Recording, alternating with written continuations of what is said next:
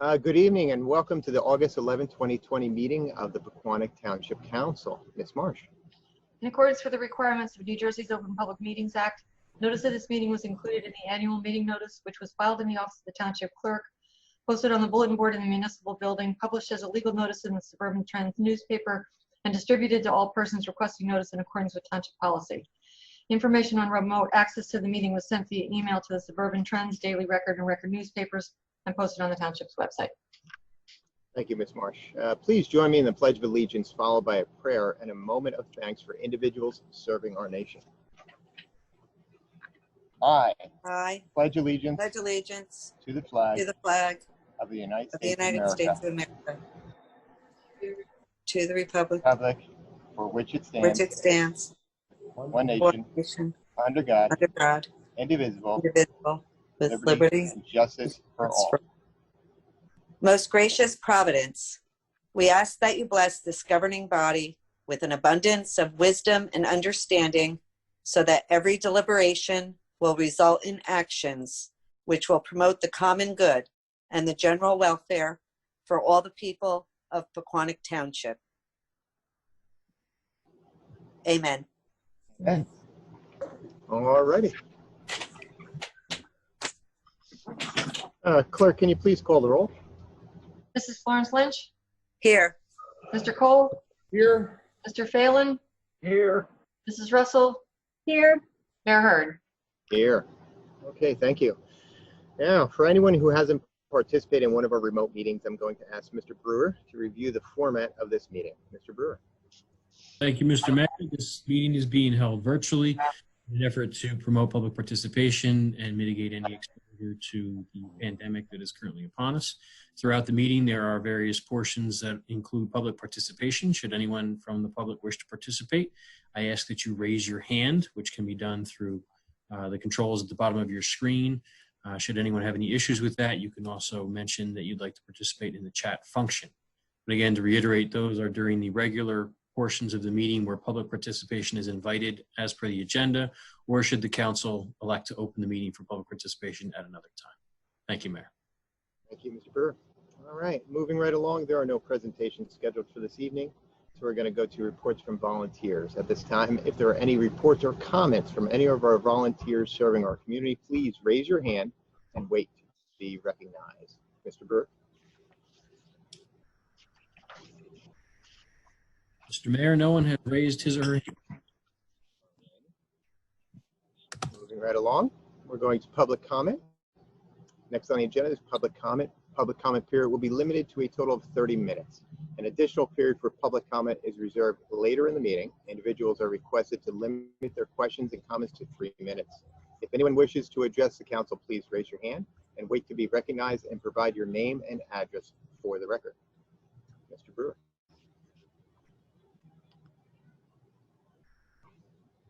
Mr. Mayor, at this time, no one has raised his or her hand. Okay. There'll be another section at the end of the meeting, so if anyone needs to. Moving right along, we're going to the manager's report. So next on the agenda is the manager's report. Mr. Brewer. Thank you, sir. The first item on my report is tropical storm, and I'm still not sure how to say this properly, Isaias, maybe Isaias. The township, as well as the region, was heavily impacted by the tropical storm on Tuesday, August 4th. First and foremost, I want to call the Department of Public Works. The DPW did phenomenal work. They were out there on Tuesday night throughout the event and really did a fantastic job of cleaning up the town initially, and they continue to drive around and deal with the various issues. Beginning on Wednesday, they're going to do a pass of the entire community to collect any brush and debris that residents have. They can place it at the curb. We ask that it not be any longer than 4 feet in length, and that way they'll be able to clear that. I did notice that on Monday with the vegetative waste collection, there was a lot of stuff picked up by Blue Diamond, the hauler, which obviously we'll get into more later. But there was a lot of stuff already collected, and the town looks pretty good. And a lot of the roads, there were a couple roads that were closed, and DPW did great work getting those open so that emergency vehicles could get access should need be. So I just want to make sure I mention that they did a fantastic job. Wednesday morning, we opened a charging station at the senior house. which was open through Sunday at 2 p.m. 100 people took advantage of that. So that was definitely something that people needed. As we all know, the dependence and reliance on devices these days is tremendous. So it's how we communicate, it's how we stay in touch with everybody. So that was a good thing. As of Monday, yesterday morning, 100% of power was restored in the township. So we did have power outages that remained through the weekend. The significant effort to bring up the most people, I think, was really Friday. And then some more came up Saturday with some stragglers on Sunday and Monday. We all wish it could have been more quickly done, but by comparison, it wasn't as awful. We can all say that now because we have power. Bottom line, really tremendous effort. PD came in, dispatch took a number of calls. Obviously, everybody's always looking for power. There were a lot of communications that took place with Jersey Central Power and Light, phone calls, conference calls. OEM took care of getting the generators out on 23. As we all know, the lights were out on 23, which creates a chaotic situation for a road with a lot of travelway. And as always, as this consistent theme with the staff and the people in the township of Pequannock, I'm proud of the effort that was done by everybody.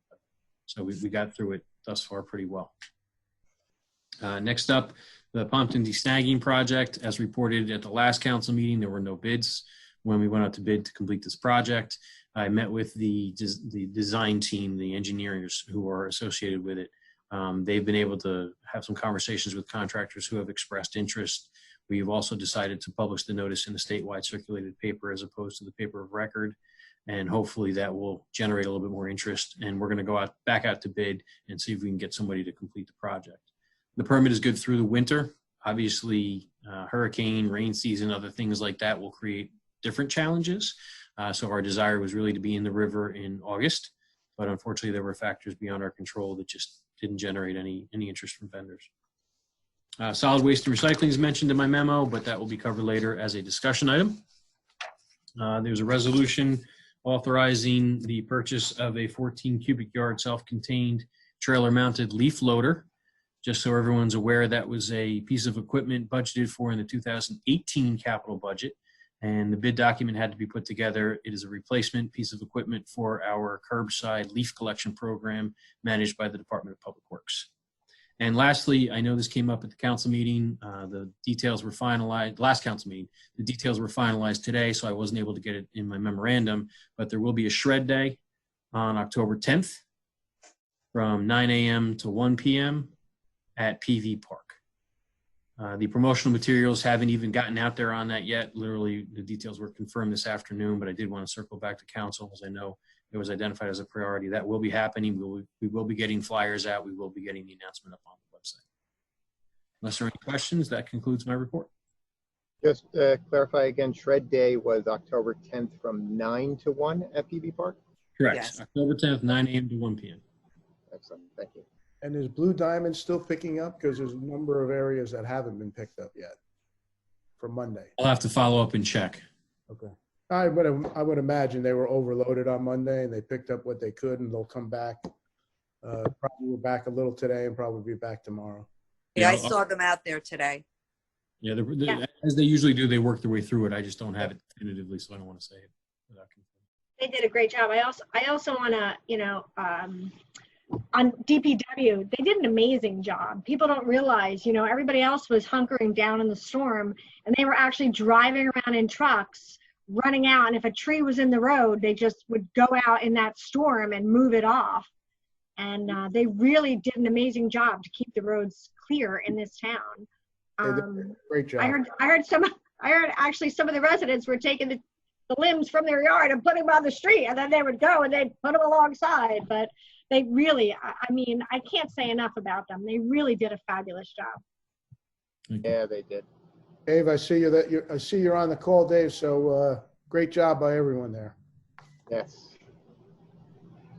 All right. Anybody else have any questions? Nope. Excellent. Moving right along.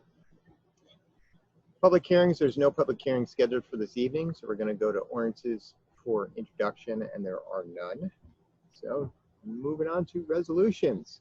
Ms. Marsh.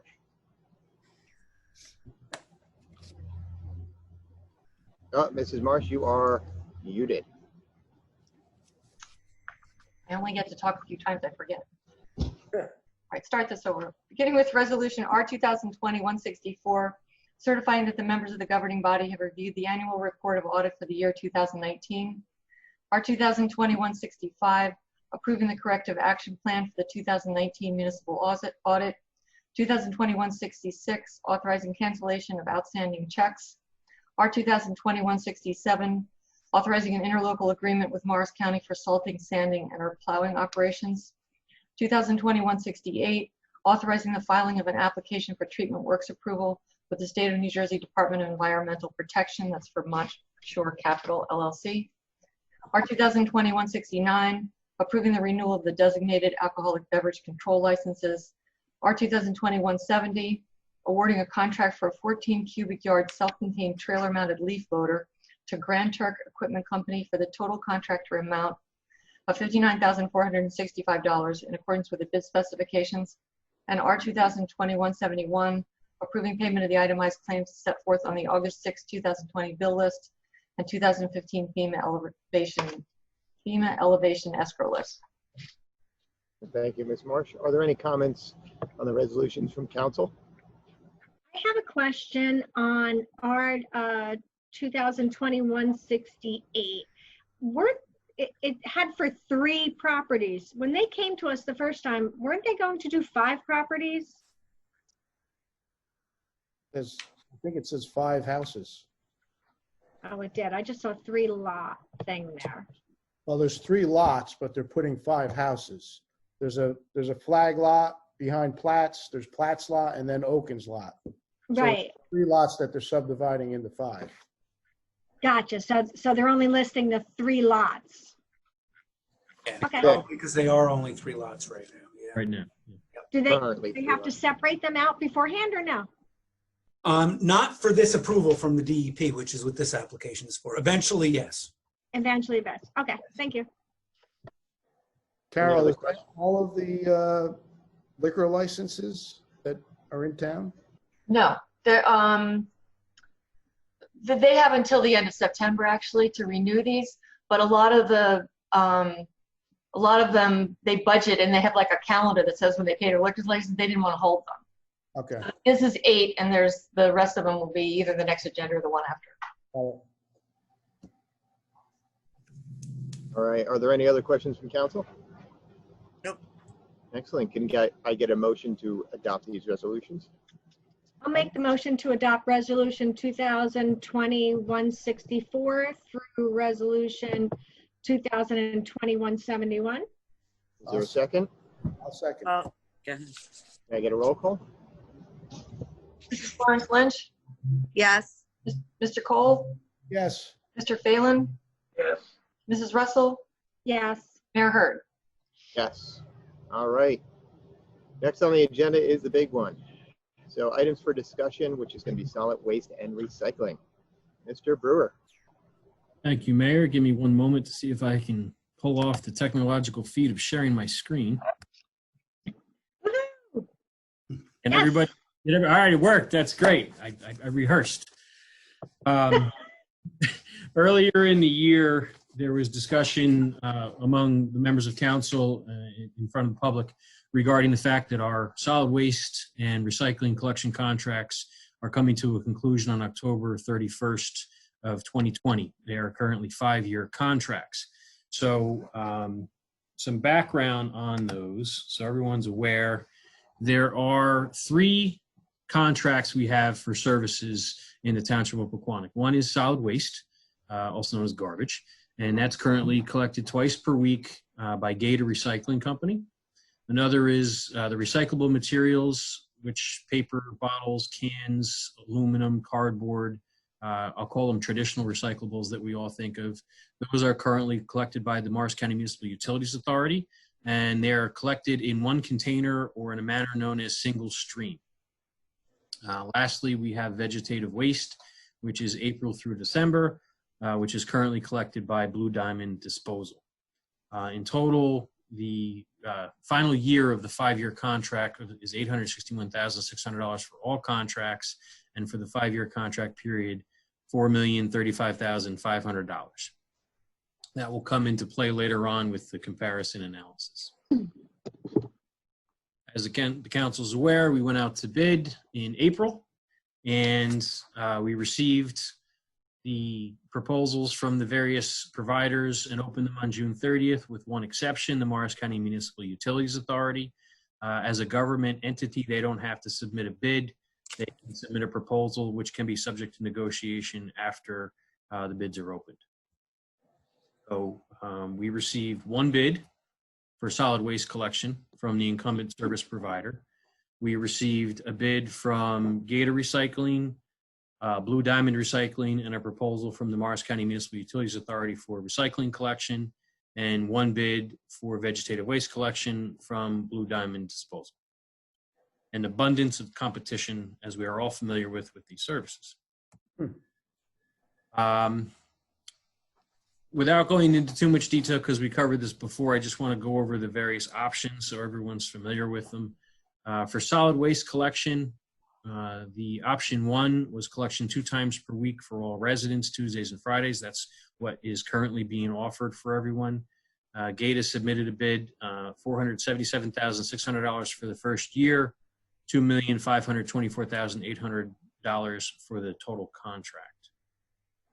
Option 2,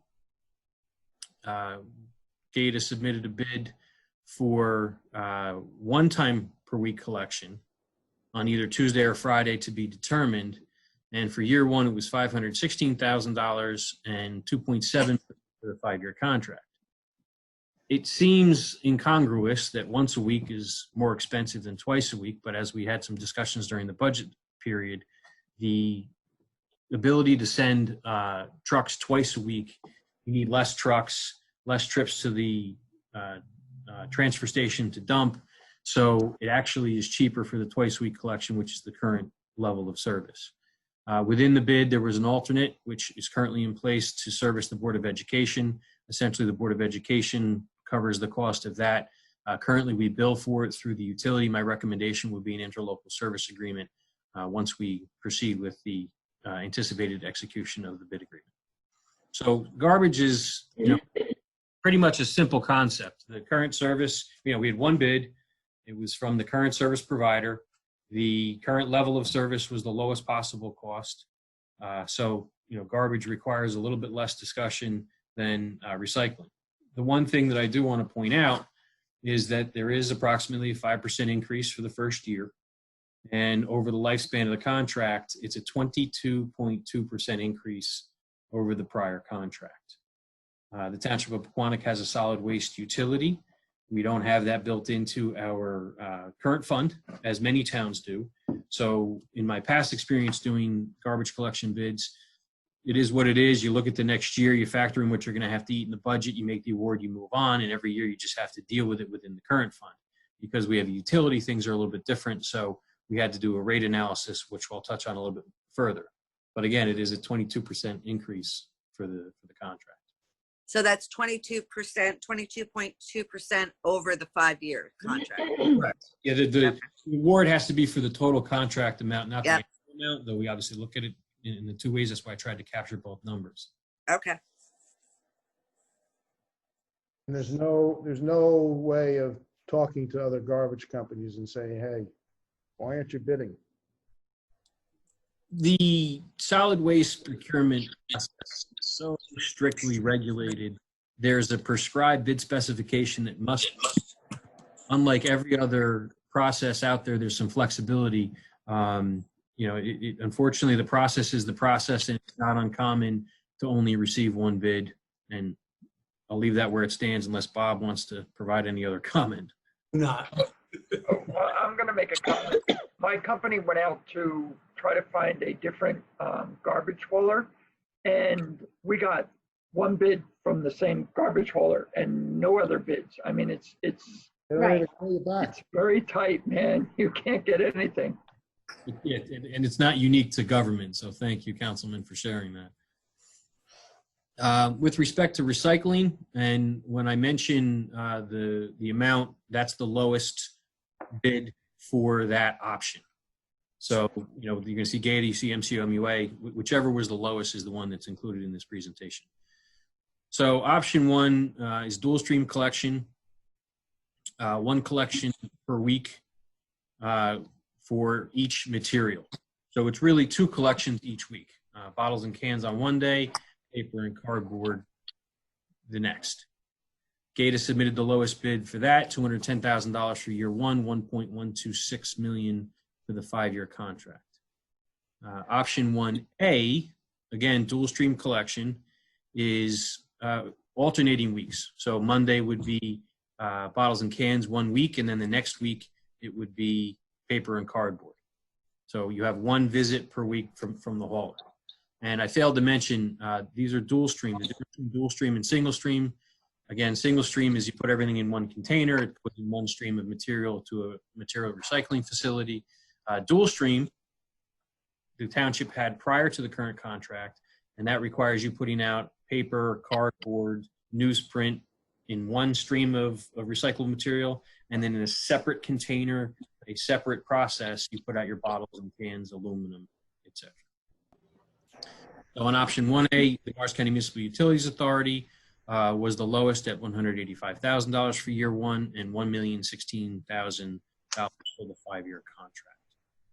Okay, Adam, just to clarify, so currently we are getting our stuff picked up once a week, and it's everything. It's bottles, cans, paper, whatnot, cardboard. Correct. In the single stream fashion. Right. If option one is dual stream, and we'd be picking up stuff over 2 days every single week. Correct. Option 1A, we're going to be picking up, let's say, bottles and cans every other week, and then cardboard every other week. Right. So right now you're getting all material collected once a week. Option one, you're getting all material collected once a week. Option 1A, you're getting 2 collections per month of bottles and cans, 2 collections per month of paper and cardboard. And what you're going to go over, Right. go ahead. What we need to see is what is the cost per month or 3 months on all these options? Well, I've annualized and I have the total contract. So we'll Yeah. get to it later in the PowerPoint. Adam, I know you're still going through this, but it sounds like if we left it the way we have it now, it's going to be a lot more money. So That's what comes up next. yes, go ahead. So option 2, which is single stream collection, 1 collection per week, which is the current level of service, $270,000 for year one, $1.47 million for the 5-year contract. It'll cover it later in one of the slides, but that's actually a 74% increase. Okay. Year's contract. Again, hearkening back to the budget discussion, the current contract does not include us having to pay for the disposal of recyclable materials. Over the last contract period of 5 years, the value of recyclable materials has gone completely away. Right. With exceptions. Aluminum still pays, real clean paper can.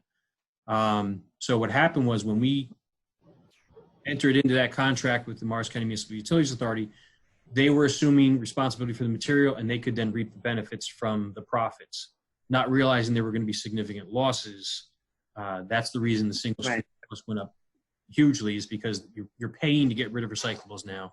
You're not being paid for them as you were previously. And then lastly, like with the solid waste collection, the alternate bid includes the Board of Education.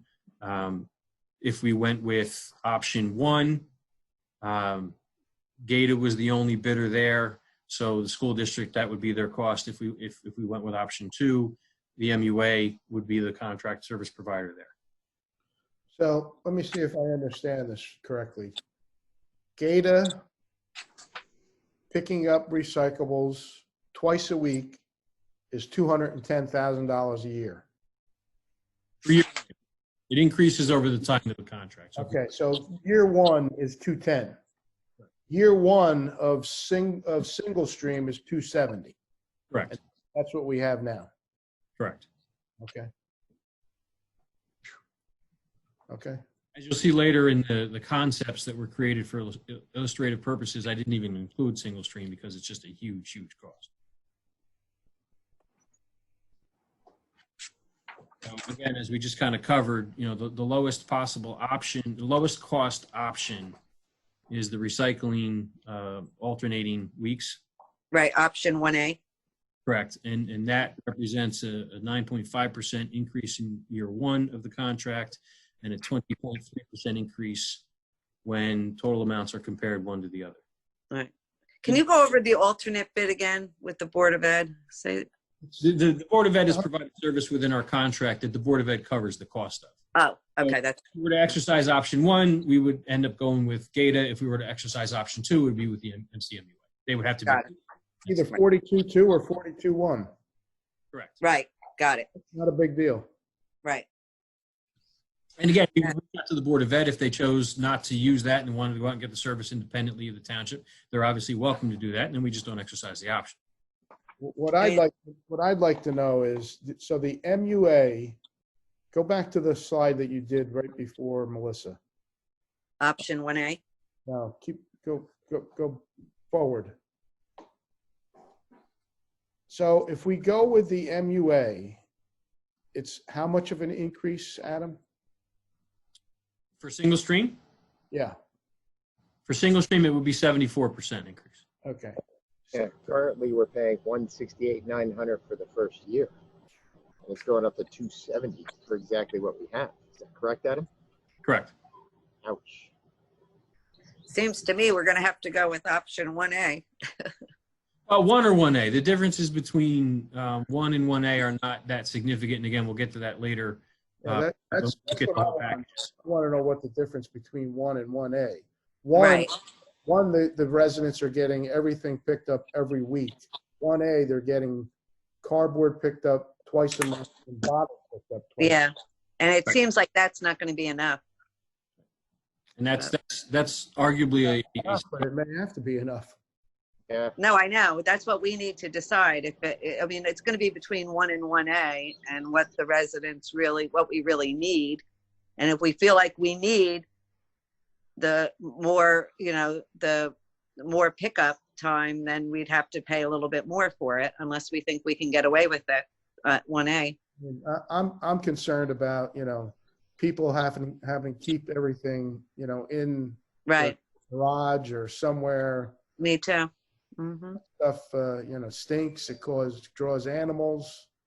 I mean, if it's not that much of a difference, maybe we talk about going with option 1. Yeah. And just to remind everybody too, if there's a skipped collection for some reason, there may be 3 weeks between collection of a certain material. Right.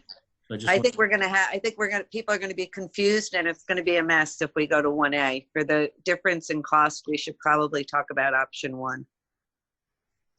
Well, let's see what vegetative waste comes in. Yeah, let me, and then I'll present everything kind of in a total so you can look at the packages as a piece. But I want to make sure everything's clearly defined. Okay. So this is where we ended. The lowest possible cost option is again about a 10% increase in year one, 20% for the 5-year contract. The one where you have 2 collections per week is a 24.3% increase in year one and 33.3% for the. Again, that's just comparing recycling to the prior. Right.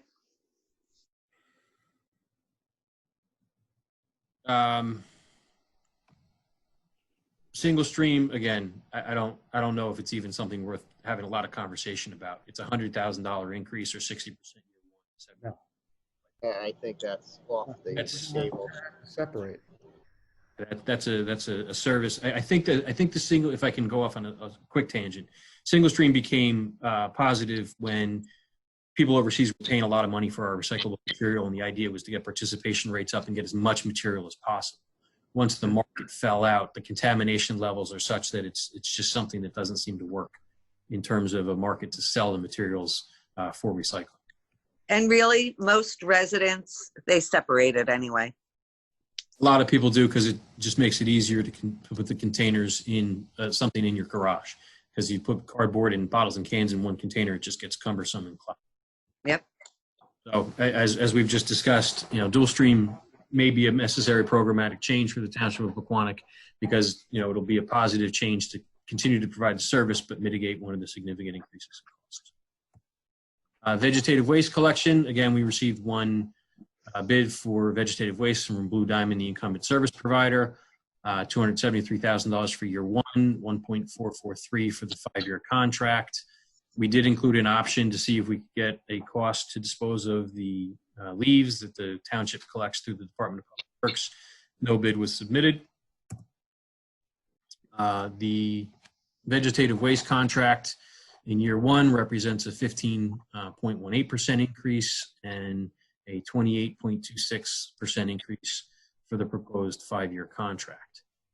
So, all of these costs, unfortunately, are going up and not going up insignificantly. In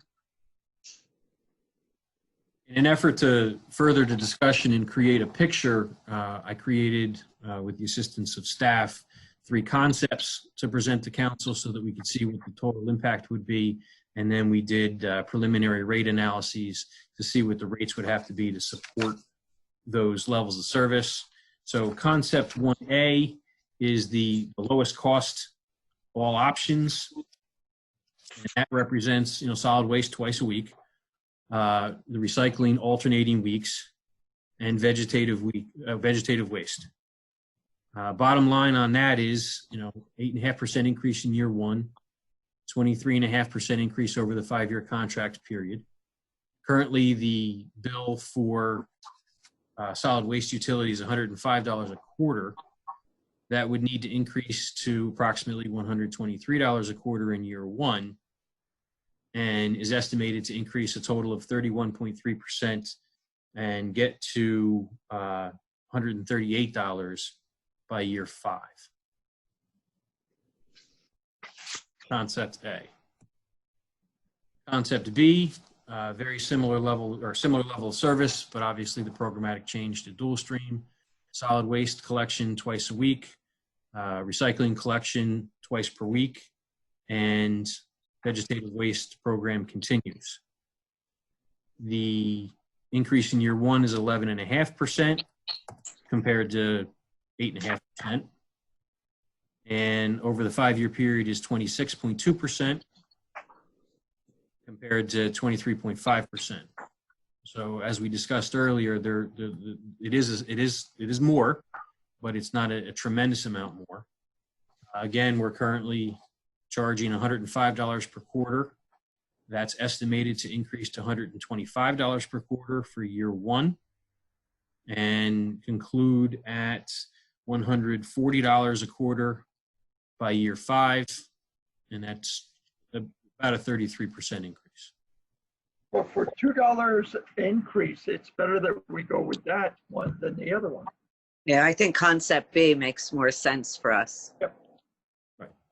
And then, as we sat around digesting all of these things and looking at what these costs are, we talked about, is there anything that could be done to demonstrate something that could save money? And unfortunately, as we've all learned in our municipal experience, there's no magic pill. There's no money tree in the backyard, as my father used to say. If you want the level of service, unfortunately, you have to pay for it. The only way to really save costs is to eliminate level of service. So for, again, an illustration, we prepared concept C, which does not include vegetative waste. So this would be solid waste collection twice a week, 1 recycling collection per week for recycling, and then no vegetative waste. Even though there would be potentially the elimination, or even though there would be the elimination of the vegetative waste service, there still is an increase. So, or excuse me, there's a decrease in year one, but there's an increase in the rate. So the costs decrease, but overall there would be about a 12.2% increase over the 5-year period. So currently we're paying $105 a quarter. In year 2, that would stay at $105 a quarter, but ultimately at the end of the contract, we'd have to get to $118 a quarter. So we're better off with concept B than any other of them. Can you go back to concept B? Concept B, again, is the similar level of service. And, speaking to some people, the costs are going to go up.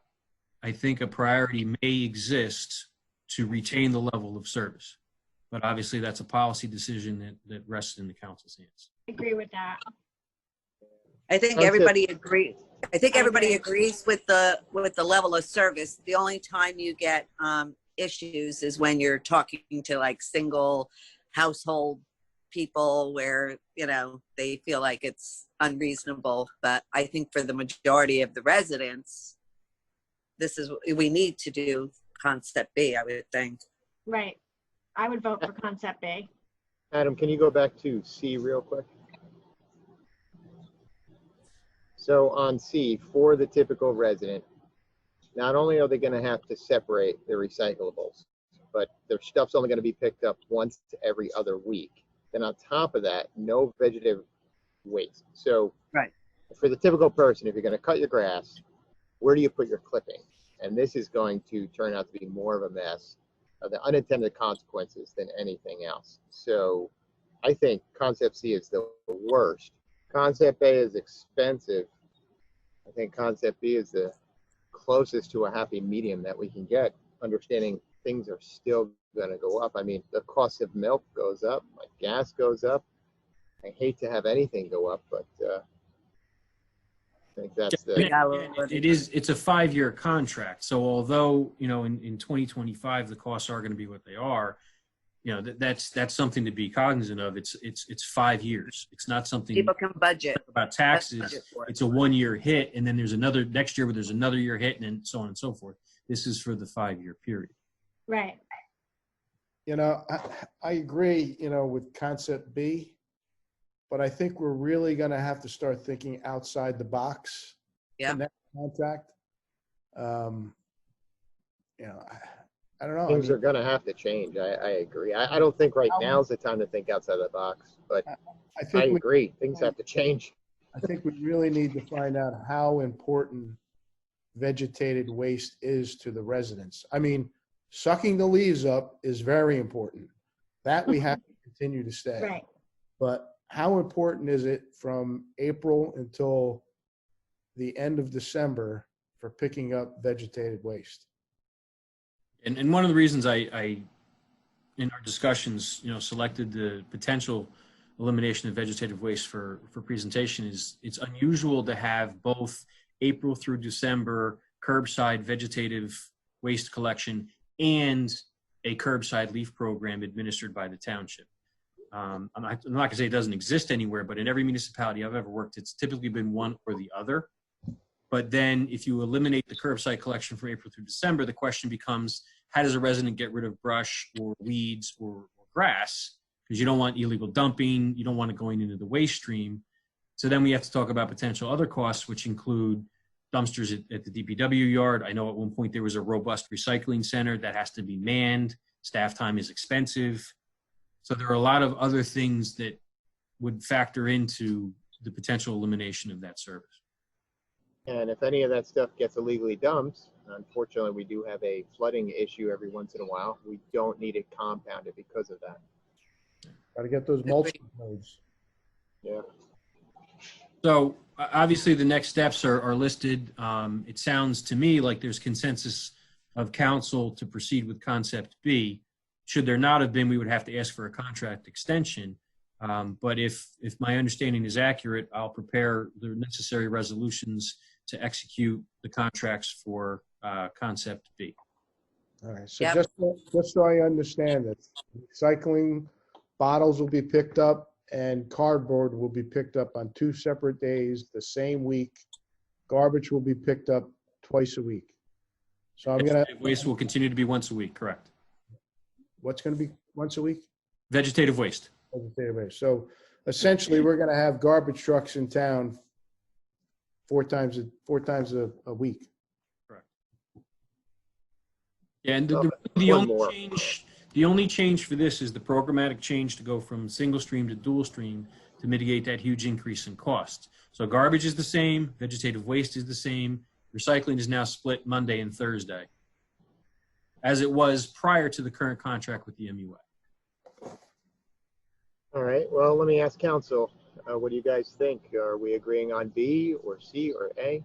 I am for B. I'm for B. I am for B based on what we have in front of us. I am for B. I'm B. There you go, Adam. B it is. We'll prepare the necessary resolutions for the execution at the next council meeting.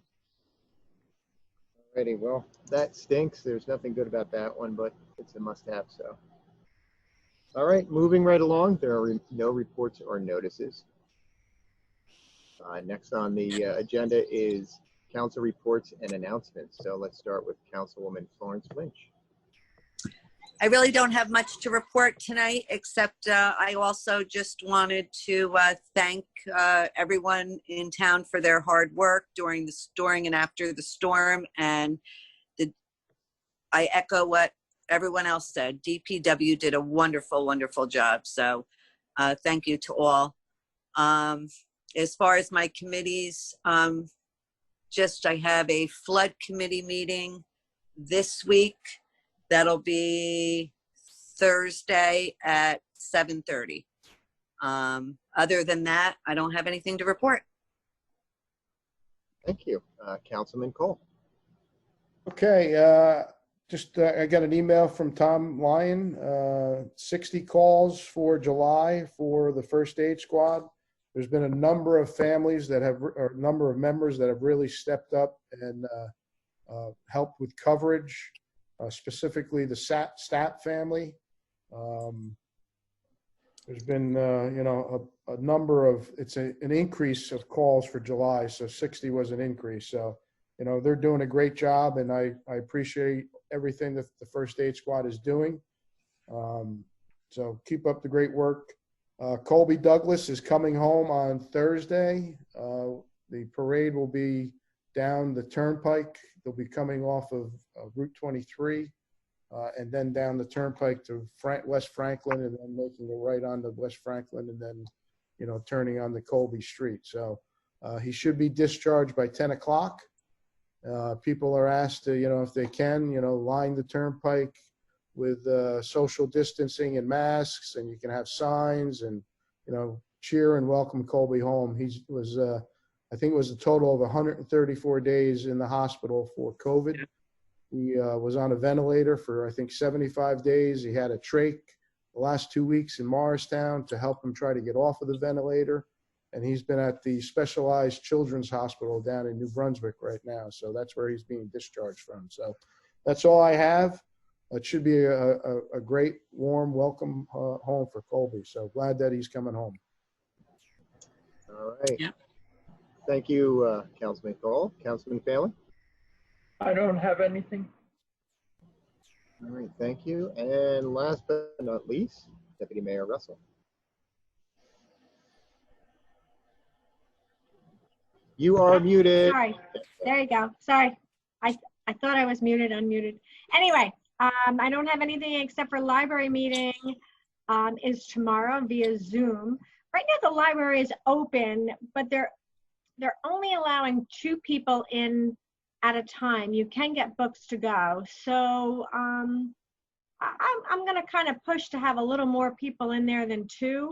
I think they have the children's area closed off for people. So that's something that I hope they'll open up a little more for the people at Pequannock, because I think they need to get in there and do some reading. That's it. Thank you. And to build upon that, I believe they were able to open on July 2nd, and based on the governor's new rules, they can have up to 25 people in there at once. Right, which is why I don't understand why they currently only allow 2 in at a time. Right. All right. Well, thank you for that. Brian, All right. I got the Yes.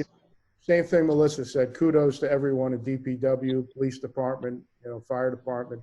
Everyone did a great job in town. So Absolutely. it looks great in front of town hall. Nice field and striped.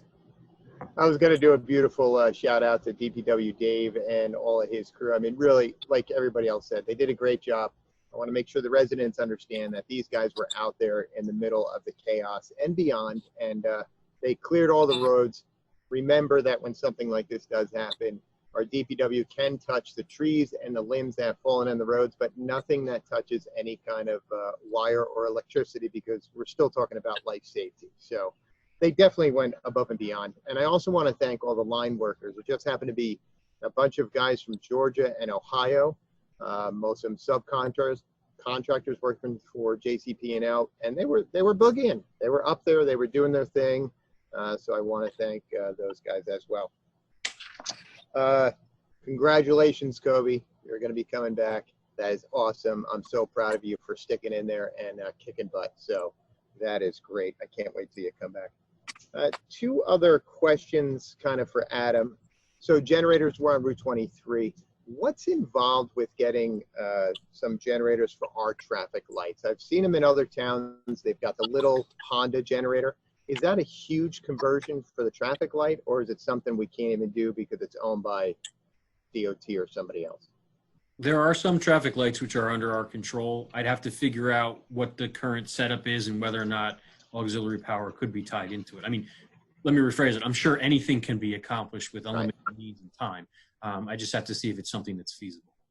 Yeah, like Jackson and West Parkway and, you know, Boulevard. I mean, these were dangerous. I know we put up the stop signs, but if it's feasible, that would be great if we could do that. And then And we may even be able to get grant monies for it. It could be a hazard mitigation project. So it's something. But, yeah, if you could look into that, I appreciate that. And then while you're looking into that, can we get any kind of grant for a generator for Hurl Village for the main senior place there? I know after Sandy, we got grants for, I believe, the high school and senior center and whatnot. If you could keep your eye out for any grants that come out of this, that we can get them a generator for the main place, I think that'd be great. At least that's a place where they can go charge up their phones, maybe keep some food cold, and depending on time of year, could have a cooling station, so on and so forth. yeah, I'll definitely keep my eyes open. The differentiating fact of that is it's private property versus public property. So it makes things a little bit different. That said, there may be opportunities for them, even if we couldn't necessarily participate. So I'll keep my eyes open and communicate with their leadership if I see something that's appropriate. Excellent. All right. Also, real quick, while we're on, sorry to interrupt you, Ryan, but while we're on utilities, some people still don't have internet. What is going on with Optima? And why do we continue to let them just treat us so badly? They're the only gig in town. Adam, you want to take that one, or you want me to talk about the fight behind the scenes? So as discussed at prior council meetings, an invitation was extended for the government affairs person to come speak with council. It did not receive a response. It was followed up on. No response again was received. I forwarded complaints and I haven't heard back. Unfortunately, the experience the residents are having is no different than the experience I'm having as a municipal official.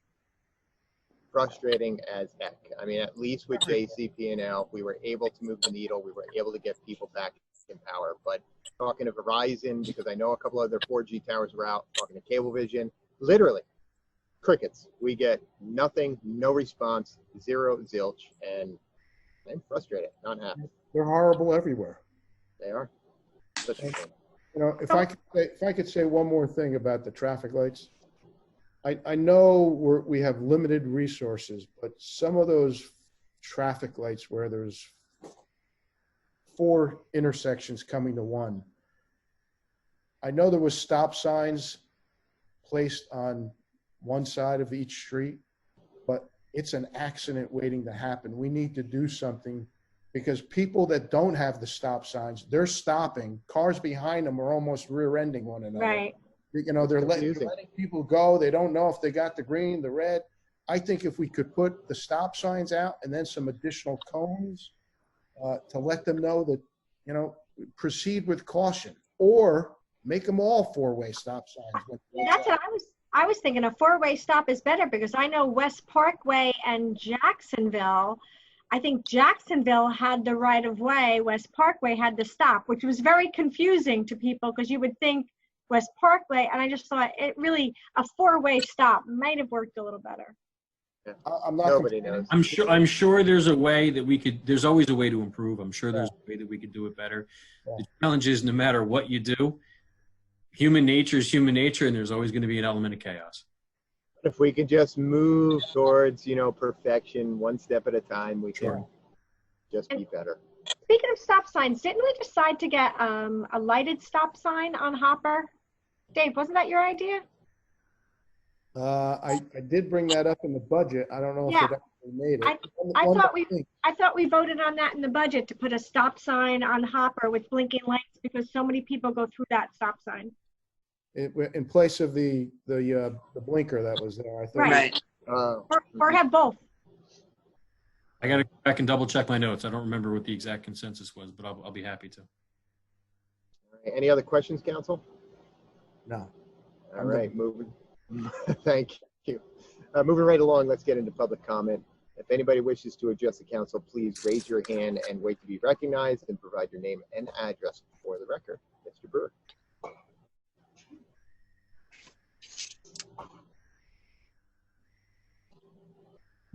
Mayor, there are no hands raised. Thank you. All right, next on the agenda is minutes for approval. We have July 14, 2020 and July 28, 2020. Kyle, you have to abstain from the July 14th. Are there any comments on these minutes? I do have one comment. I just wanted to make a correction, if I could. And maybe I said the wrong date, so if I did, I just want to correct it. In the July 14th council report, it says that the next committee meeting for my flood committee is August 11th. It's actually August 13th. It's not August 11th. That's my only correction. Okay. Any other comments on these minutes? Seeing none, is there a motion to approve the minutes? I'll make a motion to approve the minutes from July 14th, 2020 and July 28th, 2020. I'll second it. All in favor? Aye. Opposed? Excellent. Move right along. Next on the agenda is closed session discussion. Mr. Uzdek, will you please explain the procedure for holding this closed session? This is the part of our meeting where under normal circumstances, we ask the public to exit the council chamber so that the council can meet and discuss items which we are not able to discuss publicly. Obviously, we can't do that on a Zoom meeting. So what we do with the Zoom meetings is the public participants are disconnected from the call and we're left with just the panelists. When we conclude our executive session, we will not be taking any kind of official action. Normally, we invite people to come back in. It's not as doable when we do it this through virtually, but what we do is we commit that following our meeting, there'll be no public action. So the only thing that will happen is the council will adjourn the formal meeting and we'll go on. So that caveat, I think we're ready to get a motion to go into executive session to discuss a matter of contract negotiation and attorney-client privilege. I'll make that motion. All right. I'll second. Excellent. All in favor? Aye. Aye. Opposed? All right. Moving into closed session. Thank you, everybody that was listening. All right. Here we go. All right. In executive session tonight, we had two issues briefly discussed by the council. One was a potential real estate acquisition, which the council gave direction to the manager not to pursue. And the second was just an update on the dispute with the PP Park concessionaire, and legal advice was given concerning that matter as well. That is what we discussed in closed session. Okay. Thank you, sir. There being no further business, is there a motion to adjourn? I'll make that motion. Can I get a second? I'll second. Second. Excellent. All in favor? Aye. Opposed? Meeting adjourned at 8:03 p.m. Bye, Thank you, everybody. I guys. appreciate it. Bye. Yeah. Have a great day. Take care. Everybody.